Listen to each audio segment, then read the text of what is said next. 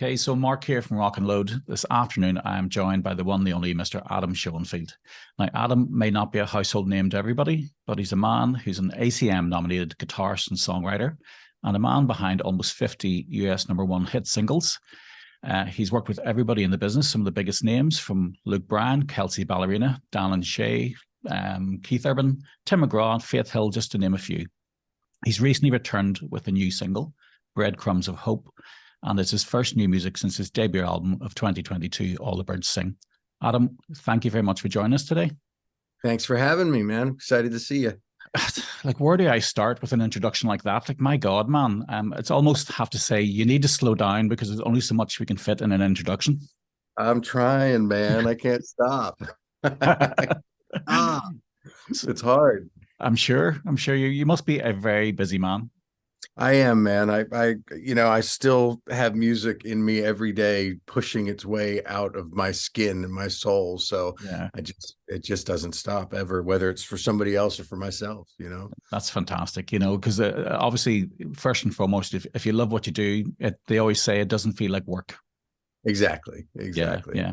And I'm extremely blessed. It's not, it doesn't escape me. So I feel like I'm a 1%er, and I'm very lucky to be able to do it.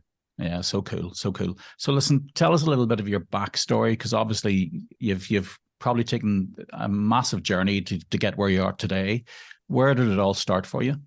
Yeah, well, I started playing guitar very, very young, and I'll go back far, but I won't make it long. Yeah. I was about 4 or 5 years old when I got my first guitar, and grew up in Jersey, played in blues bands and rock bands, and moved to Nashville with a band. But after being here for so many years, I joke and I say I got tricked into country music because I didn't know anything about country music, didn't think it was something for me. But I was in a rock band with Big Kenny of Big and Rich prior to Big and Rich. And so when him and John landed a record deal as Big and Rich, they invited me to play in the studio with them and then on the road. And my studio career took off from that too, because I was playing on a lot of John's demos, and a lot of people were cutting John's songs and they wanted them to sound like the demo. And I was the lucky guy that was the guitar player on those. So, yeah. And also at the same time, Michael Knox, producer for Jason Aldean, knew me from John Rich's publishing world, and he hired me on the Jason Aldean showcase band shows. And then I started doing every Jason record. And so all these records at the same time and on the road got me to where I am. And the one thing on the way, I kind of put my own art on the side. And I just finally got to a point, I guess it didn't really bother me that I put it aside, because it was so much fun and so exciting to be getting hired to play guitar for all these people for so many years. And then I just hit a wall, and I was like, wait, I've got to do this stuff from my heart to feel good and keep going, and also make what I do for other people better and more enjoyable, because occasionally even guitar can be a job, and I needed something to open up my heart again. And doing my own music, I was able to, now look at that person on the other side of the glass. If I was having a day where I might not be enjoying myself as much, and I could go, well, this music means as much to that artist or writer in that room as mine does to me. So I have no business being out here not enjoying myself. Yeah. That's sure basically it, man. Long journey to get to where I'm at, and still doing music for other people and just doing mine, and hoping it finds some ears and hearts that it speaks to. Yeah. And tell me a little bit about those early days, for example. What do you think was it about you and your playing that appealed to the sort of Nashville scene? Well, I played without worry. I played without care. I was excited to play, and I was doing something that other people weren't necessarily doing, or at least weren't in the limelight doing, being more experimental with sounds and just completely being myself. And I think I came in at the right time as a kid from Jersey who grew up on 80s rock. I think probably the last guy that came in before me was probably Kenny Greenberg. He came from a different area of rock and blues, probably the 70s. he's just probably 10 years older than me or so, so, and that kind of happens. I think people come from different areas with different inspirations in their music. And yeah, I think that's what it was. I think I just was doing something different than anybody, and had a harder rock edge. And that's what, when Big Kenny asked me to play on the first Big and Rich record, I said to him, I said, dude, I don't play country music. And he said, that's why we want you.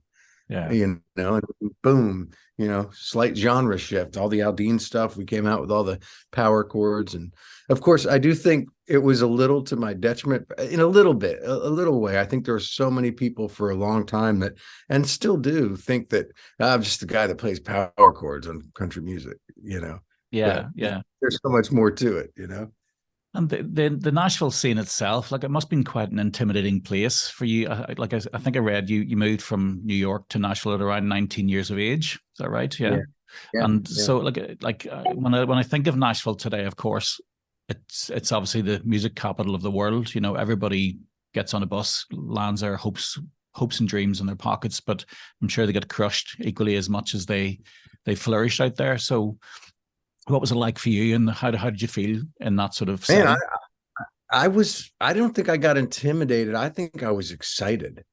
I was so excited. And anytime I got the opportunity to play, I was there, I was inspired by awesome guitar players and all these awesome musicians and all that. I would say when I got into the session scene, the recording session scene with all the real big guys, at first I was on my own a lot as a guitar player, and I was there because people wanted me, and it was exciting. It wasn't until a little later, honestly, in the last 10 years, when the young blood started to come in, the younger guys than me, that I'm going, oh, wait, hold on. That guy's, killing it, and they're older guys and guys my age that are way better than me, but it didn't phase me when I was getting in there because I was excited, Then being a little bit older and seeing the younger guys come in, I was like, oh, wait a minute.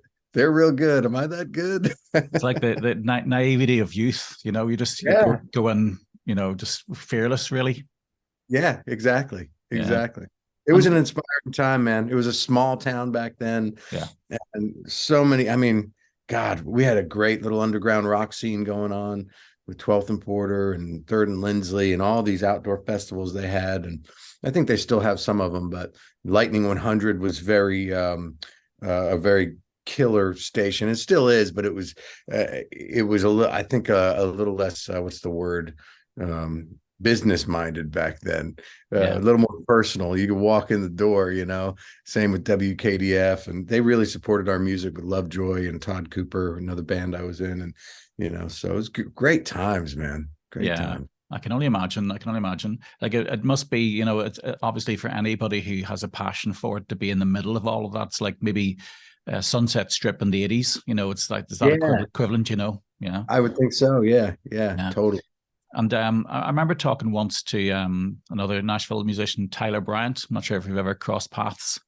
From Tyler and Shakedown. Yeah. Yeah, man. I just met him a month or so ago, but I had already played with his drummer with Dolly Parton on one show, and I loved him. And I had heard the back of their set when Suncat, we were warming up to do Tom Petty birthday bash in Gainesville, and we heard on the other stage Tyler finishing up, and they blew my mind. Yeah. It's just he mentioned in passing one day that, like, as a musician for himself, that he could barely get arrested in Nashville, because the competition is so crazy out there. So I can only imagine the number of quality musicians hanging around Nashville, all looking to get attention. Yeah, but it's true, and it's hard, to break through. I know several guys that are struggling, but it comes down to so many different things. It's like people are, people want a good hang. It's not just playing. Yeah, it's the hang. It's just really the hang. And are you cool? How do you let things roll? How do you react when you're on the other side of the glass and a producer says to you, we don't like anything you just did? Yeah. The proper response is, okay, cool, I'll try something else. Or do you have any ideas, or should I just dig for something else on my own? But some people, they can't take that. And that's to their detriment, Yeah. And how do you find that, like, as a guitarist walking into a new project, for example, I'm assuming people have an idea of what you're all about, but at the same time, they might have ideas themselves that they want to try maybe and sort of impress on you. Well, it's not my record. Yeah. That's how I deal with it. I said, this isn't my record. I don't have to live with this. I'll probably maybe listen to it once, and they'll listen to it another 20 times before they get sick of it once it's done. Yeah. They'll probably listen to it another 3,000 times before it's done. Yeah. So it's not my record, Yeah. It must be strange because obviously on this side of the fence where we think about this magical world of what music is like, but when it is your job, I suppose, and you literally have to go in and lay down a 15 or 30-second solo, it can be a little bit of a different experience, I suppose. Yeah, absolutely. I think for the most part, I'm really, really lucky, to have people that hire me that are fans of what I do.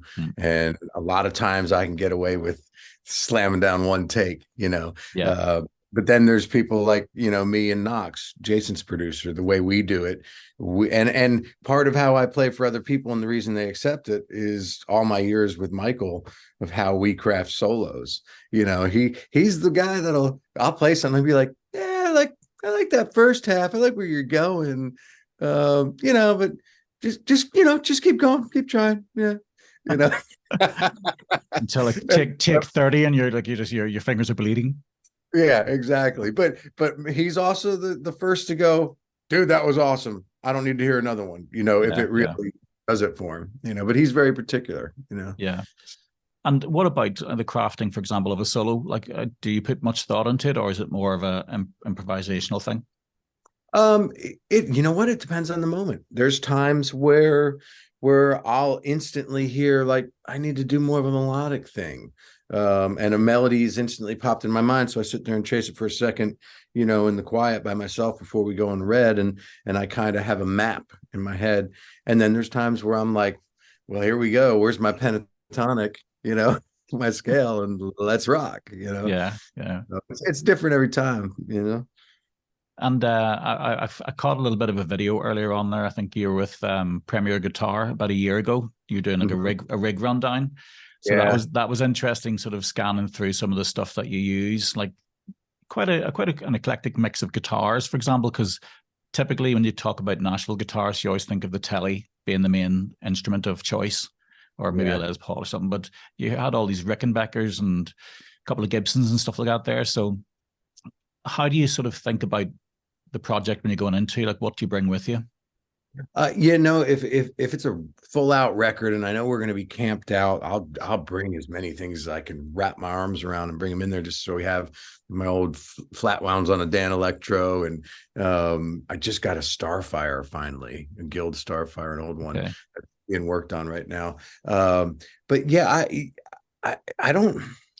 I guess if I know it's going to be something a little out of the ordinary, I'll bring more left to center guitars. But when it comes down to our normal, everyday, modern country that's aiming for the radio, I know I can pretty much get away with my normal 5 or 6 guitars. Yeah. And you're part of it, was it Tim McGraw's touring band? Mm-hmm. Yeah. So, like, when you think of the touring schedule then and doing stuff like that, what would you tend to rely on then for the likes of that? Guitar wise? Yeah. Well, so I have, like, most of those guitars you saw on the Premiere thing, they stay in a warehouse with all my studio gear. So I've got a whole separate rig. I've got enough guitars around my house that I can record at the house, or if somebody won't pay for the stuff to come from the warehouse, I can grab guitars and amps from my house and put them in the car. So, and we have 2 rigs for McGraw, because sometimes we'll have a show in California and a show in New York a day apart, and we private jet, no way to get the gear there. So I've got 4 rigs spread throughout the town or the country at any given moment.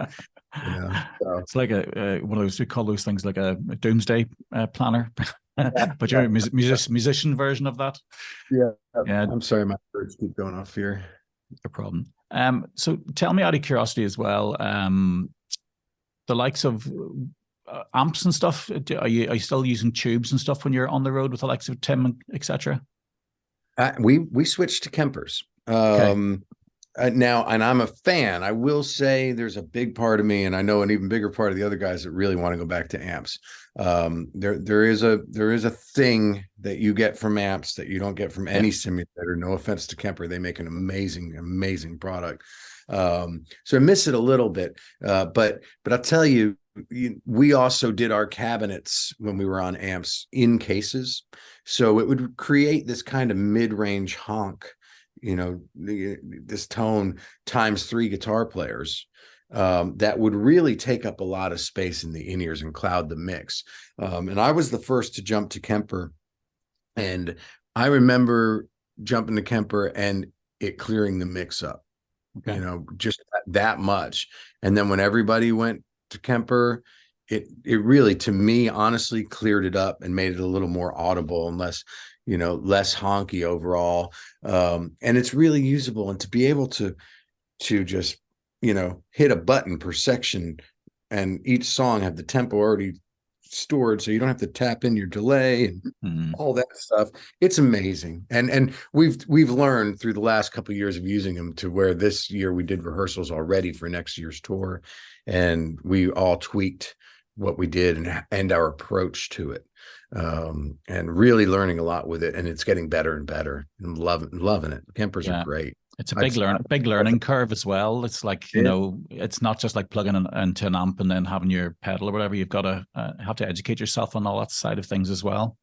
Yeah, I will say, I feel like the profiles are more sensitive to different guitars than an amp is. Like I could plug in any guitar to my Vibrolux and it's going to sound amazing. Yeah. But for some reason, I plug any guitar into my Vibrolux profile, not so much. So where I found is I want to set a rig of all different sounds for every guitar, and then when I go, I'm going to play this guitar in this song, then I'll set up that song based on those profiles. Yeah, I've literally only got one there about 4 weeks ago, so I'm still finding out my feet with it, and it's quite a learning curve. But certainly, even just changing over from guitar to guitar, as you say, like for example, one of my guitars would have quite a low output pickup, and it's obviously gorgeous with cleans and mid range stuff, and it's crazy how those profiles will react to just then you switch across into something more of a mid range, mid gain pickup, and the profile sounds totally different. Right. So yeah. And my personal profiles, I feel like even when I've got the right guitar plug in, I still might have to tweak them a little bit, Yeah. I'll have to send you my profiles so you can have them if you want them. Oh yeah, for sure. Yeah, I'm sure there'll be some gorgeous ambient tones there.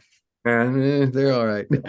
I was looking at your pedal board that day whenever you were doing the video with Premier Guitar, and you had like a couple of really ambient delays and reverbs and stuff, and you had an expression pedal which sort of turned left and right. It was like yeah, called the DB amp. Derek Baird out of Knoxville, Tennessee. DB amp. It's it's got two jacks per pot. There's a pot that's up and down and a pot that's right and left. So technically you could control up to 4 things at once. But you may not want to. I usually have it set to where I'm controlling maybe my tremolo tempo with the up and down, heel to toe, and the delay feedback and level to the right. So I might speed the tremolo up and make the delay get louder.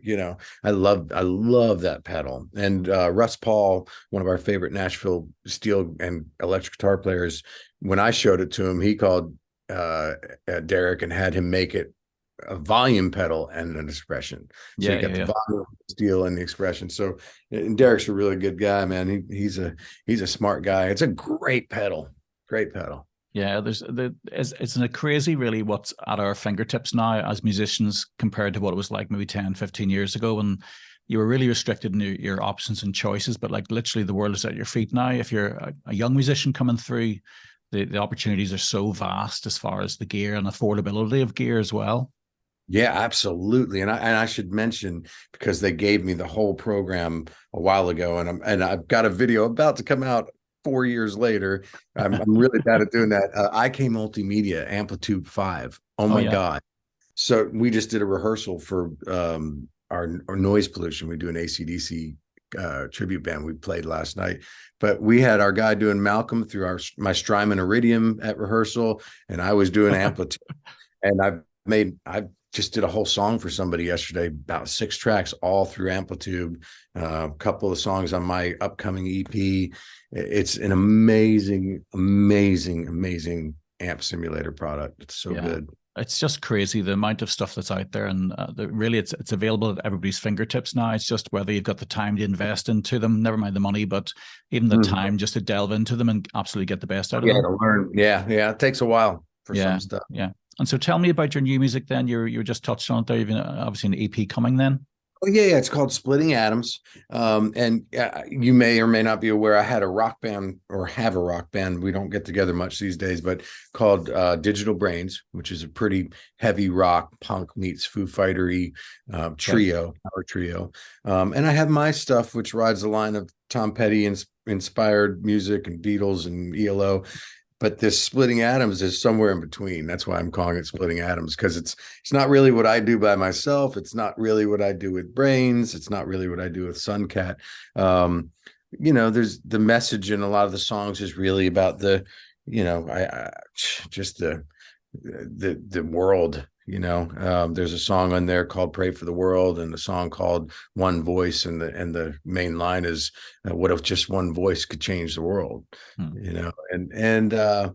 I just found myself, after All the Birds Sing, feeling like I was never going to write a song again, just because it was so exhausting getting that done and pushing it.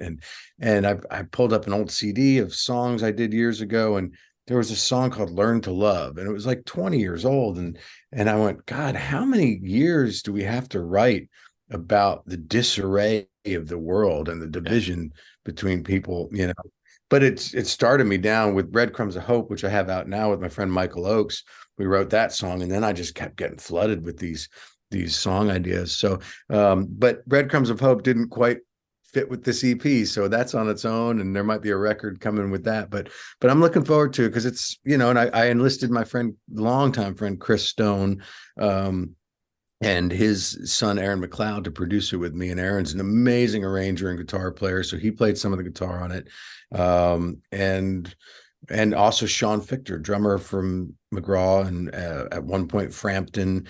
He does this great music. I was playing on an instrumental record of his, and I couldn't help but write lyrics over one of them. And that's on his instrumental record, but the one with the lyrics on it is going to be on this record. Yeah, it's cool. It's mad the way that all of a sudden the floodgates can open, and you just find yourself, like, obviously pouring out music out of your pores, as you say, really. Yeah. It's just, it doesn't stop until it does. And when it stops, it's frustrating. When it stops, I'm going, wait, what's wrong? And then every time that happens, I have to remember to go, don't worry about it, because if it's going to come again, it's going to come again. Yeah, trust the process. Yeah, exactly. Yeah. I suppose it must be hard, though, because obviously I'm sure it must be mentally taxing on you, because you are juggling various projects for various musicians, so that maybe trying to find that energy and the motivation to do your own stuff occasionally has to be pushed out of you occasionally. Yeah, sometimes it can get daunting, and honestly, the main frustration is, I'd love to play my music more out live, but getting the time in between everything else going on, and also, listen, yes, people know who I am in the music world for what I've done as a sideman, but I'm Joe Schmo to anybody else as an artist. So, the reality is, it's not easy to just go out and tour and make people want to listen to you. So I can just hope that maybe one of my songs resonates enough with people that I'll have a reason to go out there and sling it for them, Yeah, exactly. It's funny because, like, even last year I went to see Chris Shiflett play in Dublin. He came over to Ireland as part of a small run of UK shows, and he played a tiny venue in Dublin. And that's Chris Shiflett of the Foo Fighters. So I can get what you're saying. It doesn't matter how high you are, maybe in the pecking order, but when it comes out to putting your own stuff out there, you're back to sort of those intimate venues and grafting and just building it up again. Exactly. Yeah. And tell me a little bit about musical influences and stuff. Who are your own favorite sort of guitar players and stuff that you enjoy listening to?